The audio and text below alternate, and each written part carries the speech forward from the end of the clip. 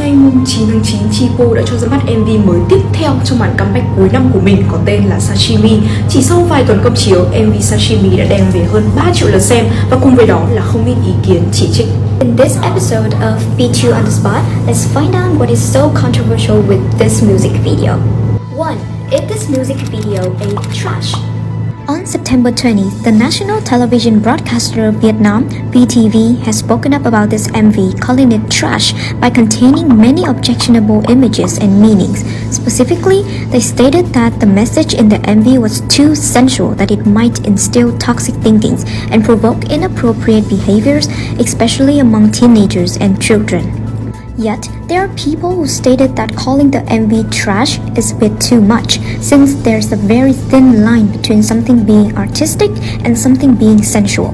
In my opinion, this MV of BITU has succeeded in creating public attention, which brought it to the YouTube trending list, and VTV's argument might not be so well supported, but that doesn't mean that this MV is flawless.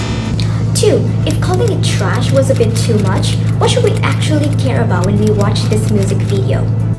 First is cultural appropriation. In this video, it's pretty clear that BITU was acting as a Japanese sushi seller and there were so many cultural elements of Japan included in the video.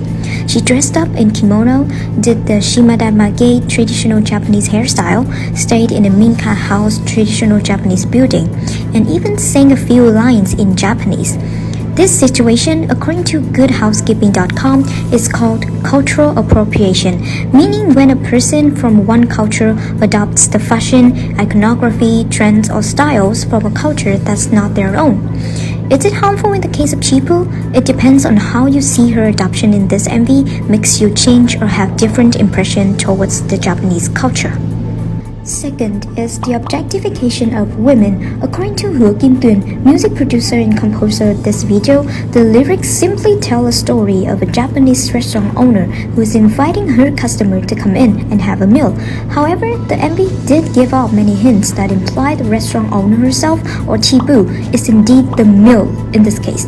We can see in the scene, BITU walks along the chopsticks and lies between them as if she was a good piece of sashimi.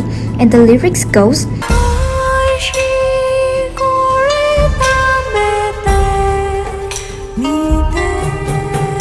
which roughly translated into delicious, try this. All in all, it is hard to deny that these implications been put to the MV without any intentions, and I would regard it as an act of objectifying women, as in treating women as a meal for others to enjoy.